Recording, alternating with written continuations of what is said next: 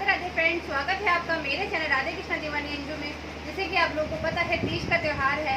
हमारे साथ तीज की जानकारी देने के लिए स्वागत है पंडित जी आपका, रामाचार्य जी महाराज। आपने पूछा कि ये हरियाली तीज जो है क्यों मनाई जाती है, तो ऐसा शिव महापुराण में वर्णन है कि इस दिन हरियाली तीज के दिन जो है भगवान शिव और माता पार्वती का पुनर्मिलन हुआ था, इसलिए हरियाली तीज मनाई जाती है।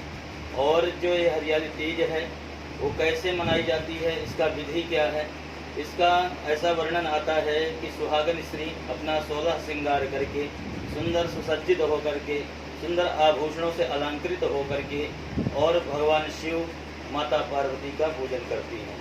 और इसमें मेहंदी लगाने का भी बड़ी परंपरा है, मेहंदी लगाई जाती है।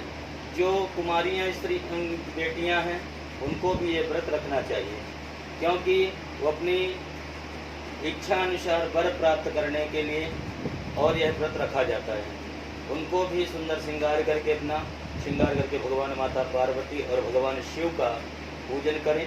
और पूजन करने का जो विधि है, भगवान शिव को स्नान कराएं, दुग्ध से स्नान कराएं, दधी से स्नान कराएं, और तो इस प्रकार से पंचामृत से स्नान कराने के बाद भगवान शिव को जो है सुंदर उनसे प्रार्थना करना चाहिए कि हे भगवान शिव, जैसे आपकी जोड़ी बनी हुई है उसी प्रकार से हमारी जोड़ी भी मिल जाए और भगवान आपकी ही कृपा हमारे ऊपर सदैव बनी रहे, ऐसा भगवान से प्रार्थना करना चाहिए।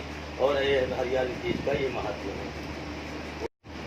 जैसे कि ऐसा भी कहा जाता है श्री बांके बिहारी वृंदावन के राजा हैं, और वह वृंदावन के राजा जो हैं तो राधा रानी की कृपा से, और ऐसा है कि श्रावण मास में वहाँ झूला डाला जाता है। और ये जो हरियाली तीज है इसमें राधा रानी को स्वयं भगवान श्री कृष्ण और झूला झुलाते हैं, दोनों झूला झूलते हैं।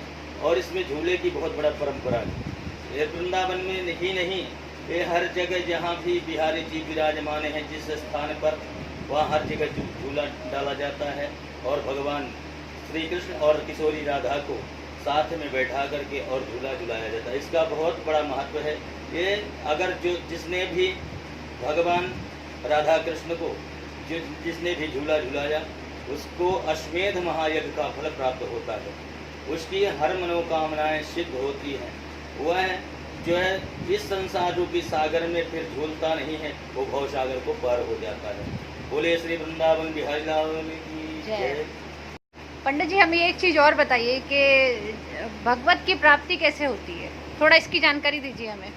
भगवत प्राप्ति, जैसे कि आपने पूछा कि भगवत प्राप्ति कैसे होती है, भगवत प्राप्ति तो निष्ठा और कर्म से ये प्राप्ति होती है। भगवान के प्रति प्रेम होना चाहिए, ये नहीं दिखावा नहीं।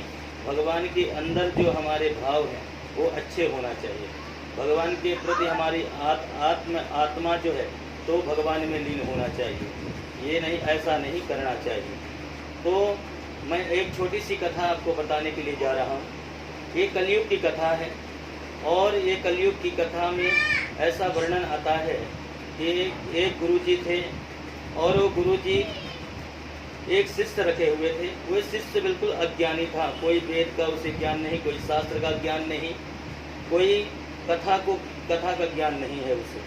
सिर्फ वो भगवान का पूजन अर्चन देखता था कि हमारे गुरुजी करते हैं, तो ऐसा ही वह देखता रहा। एक दिन गुरुजी ने कहा कि शिष्य, मैं कहीं भ्रमण करने के लिए जा रहा हूँ। शिष्य को बोले कि तो बेटा जो है मेरे भगवान ठाकुर जी का पूजन करना और उनको भोग लगाना, नैवेद्य लगाना और उनको स्नान कराना, इस प्रकार से उनकी सेवा करते रहना। तो जब गुरुजी चले गए तो शिष्य जो है तो भगवान की सेवा करना प्रारंभ किया। जैसे प्रारंभ किया, भगवान को स्नान कराया, सुंदर रेशमी वस्त्र धारण करवाया, केसर युक्त तिलक लगाया, धूप दीप नैवेद्य शिव का पूजन किया, सुंदर भगवान के लिए भोग बनाया, रसोई में जाकर के पवित्र और ले जाकर के ठाकुर जी को भोग अर्पित किया। और जैसे तुलसी दल डाल करके बोलता है, मंत्र बोला कि तदीयम वस्तु गोविंदम तुभ्यमेव समर्पयेत ग्रहण सुमुखो भूत्वा प्रसीद श्री परमेश्वर, कि हे प्रभु तुम्हारा ही दिया हुआ और तुम ही को समर्पण है। जैसे इसने कहा और अपनी आंखों को बंद किया, लेकिन वह भोग को भगवान पाए नहीं। वो सोचता है कि बताइए, गुरु जी भोग लगाते थे तो भगवान खा लेते थे, लेकिन मैंने भोग लगाया तो ऐसी मेरे से क्या गलती हो गई जिससे भगवान खाए नहीं। ये तो ऐसे ही भगवान रखा हुआ है। बोले अगर भगवान नहीं खाए हैं तो मैं भी नहीं खाऊंगा। वो ऐसा सोच करके और साइड में रख दिया। साइड में रखने के बाद जो है उसने उस दिन भोजन नहीं किया। दूसरे दिन पुनः भगवान को की सेवा किया, पुनः रसोई तैयार किया और भगवान के पास में बैठ गया और कहने लगा आज तो प्रभु आपको खाना ही पड़ेगा, और अगर ऐसा आप ना करेंगे तो मैं आपको दंडित करूँगा। भगवान जैसे उसने आंख बंद किया तो भगवान उसकी भक्ति को देख करके और भगवान प्रकट होकर के और प्रसाद को पा लिए। और जैसे इस तरह से उसका नियम चलता रहा और भगवान को भोग लगाता रहा, भक्ति करता रहा। कुछ दिनों बाद जब गुरु जी वापस आ गए तो गुरु जी ने देखा ये मेरा शिष्य जो है भगवान की भक्ति में लीन है। गुरु जी से कहा कि गुरु जी जैसे पूछे कि चेला तो भगवान की पूजा कर रहा था। बोले हाँ गुरु जी मैंने तो सेवा कर रहा था, लेकिन बोले लेकिन क्या है? बोले हमने भगवान को प्रसाद एक दिन तो भोग लगाया, लेकिन भगवान ने प्रसाद को नहीं पाया। लेकिन दूसरे दिन से वो खाना शुरू कर दिए, बहुत अच्छे से खा पी रहे हैं, मस्त हैं और भगवान इस प्रकार से जो है तो वहाँ रह रहे हैं। और जैसे गुरु जी ने देखा, बोला शिष्य तो क्या बोल रहा कि भगवान खाते हैं? भगवान तो भाव के भूखे होते हैं, वो तो खाते नहीं, वो तो भक्त के भाव को देखते हैं। बोले नहीं गुरु जी हमारे भगवान तो खाते भी हैं। बोले चल शिष्य देखता हूँ कैसे खाते, तो ही भोग लगा।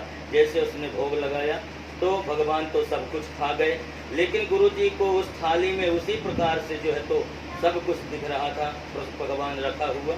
लेकिन गुरु जी के अंदर में आँखों में जो तो काला पर्दा पड़ा हुआ था, इस पर्दे की वजह से जो है तो भगवान को नहीं दिख रहे थे और भगवान की भक्ति नहीं दिख रही थी, लेकिन वो शिष्य को सब कुछ दिख रहा था।